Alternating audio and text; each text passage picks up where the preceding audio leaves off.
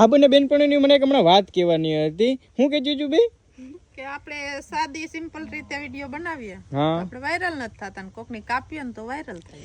એટલે ઈને સાચી વાત છે. તમે આગળ માર્કેટની અંદર છે ને ભાઈ કોકનું મોટી મોટી વાતું કરી નાખો અને સોશિયલ મીડિયામાં શું કહે કે આમ આપણે કોકનું રોસ્ટિંગ મારી દો ને એવું બધી કામ કરવા માંડો ને તો ફટાફટ વાયરલ થઈ જાય, સારા વ્યૂ આવે. એટલે હા બે મને કે આપણે કે ઇમરાન વાયરલ થવું હોય તો શું કરવું પડશે? તો શું કરવું પડશે?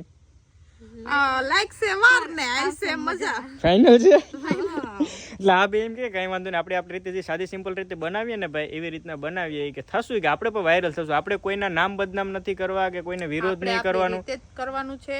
હા અને આપણે આપણી રીતે બનાવવાનું, હંમેશા મીઠા જ હોય. એટલે છે ને ભાઈ મોટી મોટી વાતો નહીં કરવાની, કોઈની કાપવાની નહીં, કોઈનું રોસ્ટિંગ નહીં મારવાનું, આપણાથી જે સાદી સિમ્પલ રીતે છે એ બતાવવાનું. કા આમાં અમુક માણસો કેવા હોય કે આપણે મોઢે સારું હોય ને બીજા મોઢે જઈને આપણી કાપે, આપણે મોઢે આવ્યો હોય ને તેથી સારો હોય.